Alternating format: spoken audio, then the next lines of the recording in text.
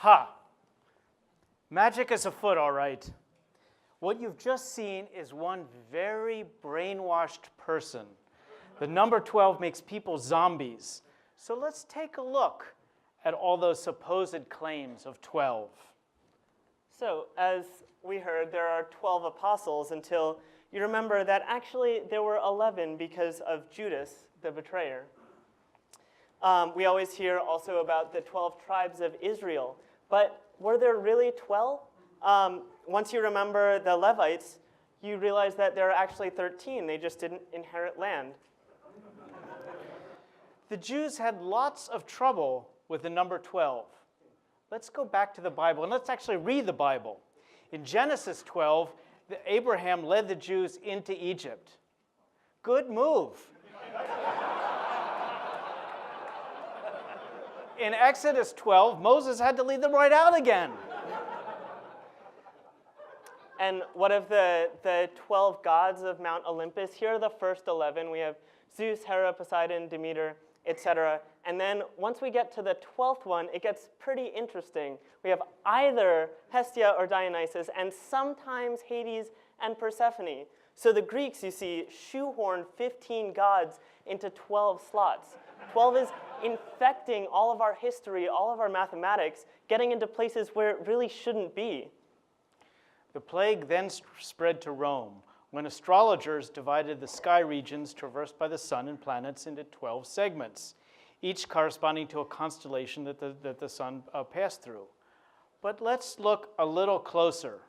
First of all, the segments are uneven. And second, has anyone noticed this forgotten constellation, Ophiuchus? I mean, if you look in the newspapers, ladies and gentlemen, you'll see that the astrologers divide the sky into 12 neat packets of equal length and that the sun and the planets pass through. But that's a lie. The sun and planets pass actually through 13. The astrologers ought to be sued for malpractice. Yeah. By supporting the number 12, you're supporting pseudoscience. Now let's move on to some great holidays. We have the 12 days of Christmas. Honestly, has anyone ever gotten up to 12 drummers drumming? Really, like, who gets through the song all the way through? Wherever 12 goes, disaster follows. The 12th president? That was Zachary Taylor. He died in office. And what happened in 1812? War. What happened in 1912?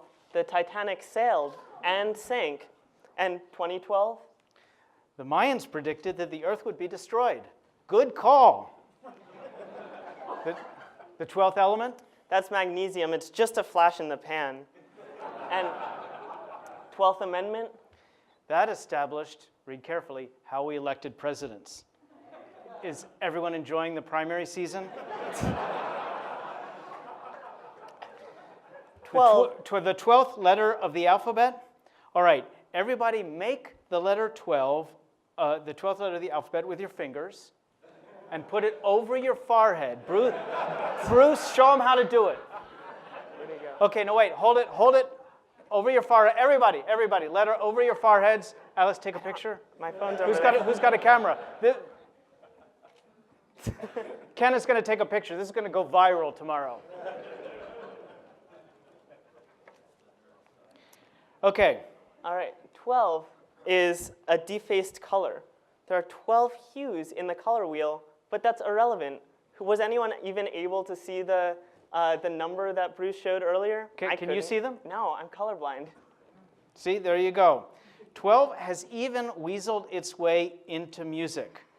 Remember 12-tone music? That was a great idea. Can anyone here hum a 12-tone music piece? Anybody but Vi Hart?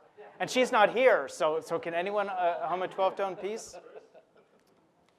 So we say that magic is afoot, but if so, it's ruined metrology. We have 12 troy ounces in a troy pound, 12 pence in a shilling, but this is totally useless because of our metric and decimal system and because of 10 fingers that we have. Okay, everyone who has one of these, everyone who has a foot, raise your hands. Come on. I see yours. Raise it. Everyone has a foot. Raise your hands. Okay. Now, everybody who has a foot that's 12 inches long, raise your hands. So if you do, you're a mutant. See, 12 is a scam. It's a scam, I tell you.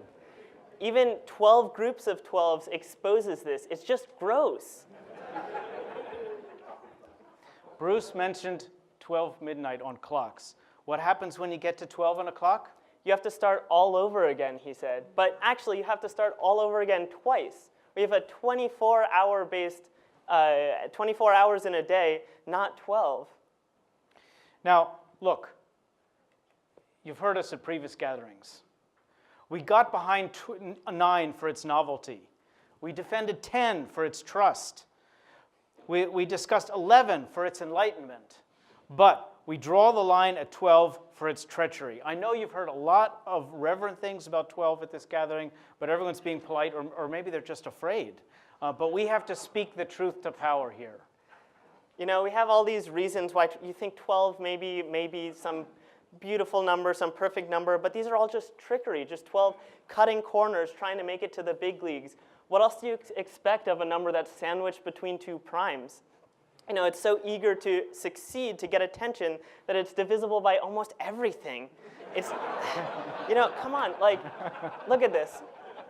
There's, an icosahedron has 12 points, a dodecahedron has 12 sides, cube has 12 edges, octahedron has 12 edges. It's getting into everything. We have to resist the infection, defend against the virus that makes 12. We can't let its treachery triumph. We need to resist the brainwashing, stand together, and expose the hoax of 12 before it's too late. Thank you.